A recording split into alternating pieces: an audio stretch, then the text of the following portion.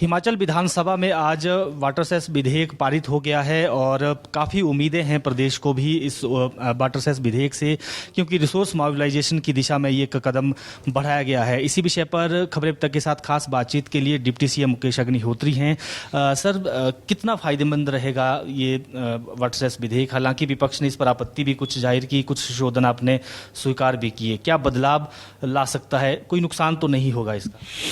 नहीं, देखिए, ये जो कानून है ये सर्वसम्मति से हिमाचल प्रदेश विधानसभा में वॉइस वोट से पारित किया गया है और प्रदेश में सरकार बने अभी 100 दिन भी नहीं हुए हैं कि हमने प्रदेश के संसाधनों को बढ़ाने के लिए ये कानून बना दिया है।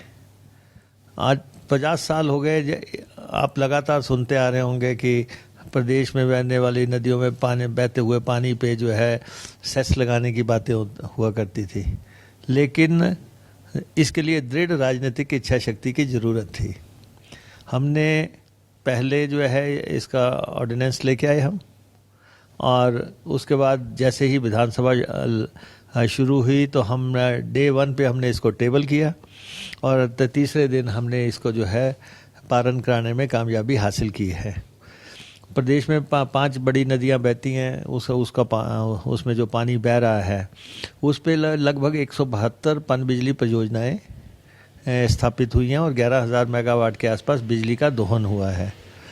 और आज जब कानून बन गया है तो जितनी भी ये परियोजनाएं हैं उन सब को इस सेस के दायरे में लाया जाएगा और इससे लगभग 4,000 करोड़ रुपए के आसपास प्रस्तावित आय का अनुमान है। लेकिन हमने ये कहा है कि we are open to dialogue and discussions and suggestions. अभी तो हमने इसको पारित किया है, लेकिन ये नहीं है कि हमने एक तरफा फैसला कर दिया। हम जो स्टेक होल्डर्स हैं उनकी बातें भी सुन रहे हैं और जो एप्रीहेंशन यहाँ पे जाहिर की जा रही थी कि कुछ लोगों का ये कहना था कि कहीं बिजली वालों को जो है जो कंज्यूमर है उस पे तो नहीं आप इसका भार पड़ेगा, या कुछ लोगों का कहना था जो हिमाचली लोग हैं जिन्होंने 5 मेगावाट तक के प्रोजेक्ट लगाए हैं उनके बारे में आपकी क्या सोच है। तो हिमाचलियों के हितों की रक्षा करने के लिए जो भी ज़रूरत होगा उसके लिए हमने कदम उठाने की बात की है, उनको राहत देते रहने की हमने बात की है। और सेकेंडली हमने ये कहा है कि ये कंज्यूमर पर ना जाए उसको हम सुनिश्चित करेंगे। और जो बड़े बड़े जो स्टेक होल्डर्स हैं वो जो है उनके जो अपना पक्ष रख रहे हैं उसको उनसे भी हम डायलॉग करेंगे। और हमने इसके तहत वाटर कमीशन बनाने का फैसला किया है, जिसमें कि विपक्ष ने 2 संशोधन दिए थे और उसमें एक तो ये था कि आप जो है इसका चेयरमैन जो है किसी एमिनेंट आदमी को बनाए किसी भी फील्ड से, वो हमने उनका स्वीकार कर लिया। और सेकेंडली जो मसला था कि जो डिफरेंट फील्ड्स से लोग आए हैं तो उन लोगों का कहना था कि ये यहीं पे तय कर दिया जाए कि ये डिफरेंट फील्ड से लोग लिए जाएंगे। तो हमने उसका प्रावधान किया गया है, वो जब हम नॉमिनेशंस होंगी इसकी तो उसमें हम ख्याल रखेंगे। तो वाटर कमीशन बनेगा, उसके अब टैरिफ वगैरह तय होने हैं, फ्लो मीटर्स वगैरह लगने हैं, पेनल्टी क्लॉजेस वगैरह उसमें तय है। तो इसलिए ये ज़रूर है कि एक क्रांतिकारी कदम है, ये ऐतिहासिक कदम है। और आप देखते हैं कि शांता कुमार जी ने भी इसका स्वागत किया है। कब से वो ये बातें उठाया करते थे, प्रदेश के अधिकारों की बात हुआ करती थी।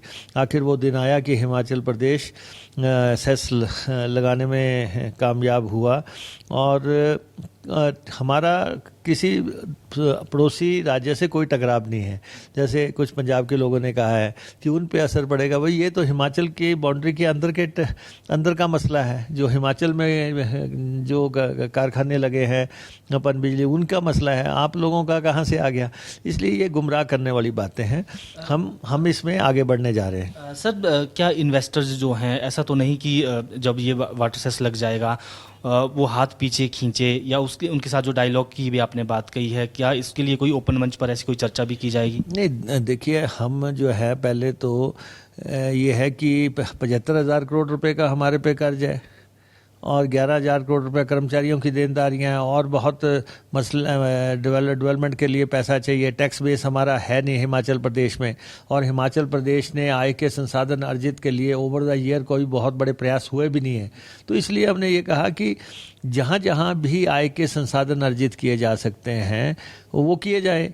इसलिए हमने 24/7 काम किया और ये इसको जो है अमली जामा पहनाया। यही वजह है कि आपने देखा कि शराब के ठेके हमने 4 साल के बाद जो है नीलाम होने जा रहे हैं, तो ताकि हिमाचल प्रदेश में आय के संसाधन बड़े, जिन चीज़ों से आय बढ़ सकती है, माइनिंग से बढ़ सकती है या शराब से बढ़ सकती है या पनबिजली से बढ़ सकती है, तो जो जिन सेक्टर्स से आय के साधन निकाले जा सकते हैं उनमें से ये एक इम्पॉर्टेंट मिशन था। क्योंकि जल जो है वो स्टेट सब्जेक्ट है, उस पर टैक्स लगाने का अधिकार स्टेट को है। बिजली जो है वो जो है केंद्र का अधिकार है। तो इसलिए ये जो कानून बनाया है ये जल विभाग ने बनाया है, जल शक्ति विभाग ने बनाया। और मैं आभारी हूँ, हिमाचल प्रदेश के मुख्यमंत्री का आभारी हूँ मैं, कि उन्होंने पूरा जो है इसमें कॉपरेशन दिया। और उसके बाद हिमाचल प्रदेश के जो पहले राज्यपाल थे उन्होंने हमें ऑर्डिनेंस बनाने में जो है मदद की, और जो प्रेजेंट राज्यपाल हैं उन्होंने भी हमें इजाज़त दी कानून बनाने के लिए। तो हम एक स्टेप आगे बढ़े हैं, लेकिन we are open to discussion and dialogue and suggestions. Sir, क्या ये सुनिश्चित होगा कि वाटर सेस लगाने के बाद बिजली के रेट्स जो हैं वो उससे प्रभावित नहीं होंगे? मैंने आपको कहा ना, 2 बातों सदन में 2 ही चिंताएं थी मेन की। एक तो कि बिजली के रेट तो नहीं बढ़ेंगे, तो ये बिजली के रेट से जुड़ा हुआ मसला नहीं है, ये तो पनबिजली परियोजनाओं से जुड़ा हुआ है। तो दूसरा ये है कि 5 मेगावाट तक की योजनाओं का उनको चिंता थी कि उन पे तो नहीं टैक्स लग जाएंगे, कहीं ज़्यादा तो नहीं लग जाएंगे। तो हमने कह दिया कि we are open to discussion, सबसे बात करेंगे और हिमाचलियों के हितों की पूरी रक्षा की जाएगी। सर, आखिरी सवाल, आज जो हमने यहाँ पर विधानसभा के भीतर देखा, विपक्ष नारेबाजी करते हुए भी यहाँ पर विधानसभा में पहुँचा, जंजीरें उसमें ताले लगाए थे, तालाबंदी वाली सरकार की बात कहकर, इस पूरी घटना को आप किस तरह से देखते हैं? हालांकि सदन में निंदा प्रस्ताव भी पारित हुआ है। ऐसा है कि 3 महीने पहले ये सरकार, भारतीय जनता पार्टी की सरकार हटी है, जनता ने इनको रिजेक्ट किया है।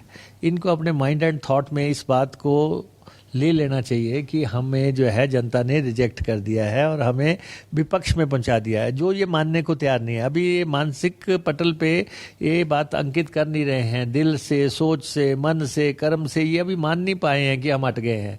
थोड़े दिनों में मान जाएंगे, थोड़े दिनों में आ जाएगा कि हाँ सत्ता बदल चुकी है। बिल्कुल, डिप्टी सीएम मुकेश अग्निहोत्री थे और उन्होंने कहा कि जो वाटर सेस है उसका फ़ायदा प्रदेश को होगा और रिसोर्स मोबिलाइजेशन के लिए ये विधेयक जो है सदन में लाया गया था। वीडियो जर्नलिस्ट नकुर के साथ प्रदीप ठाकुर, शिमला।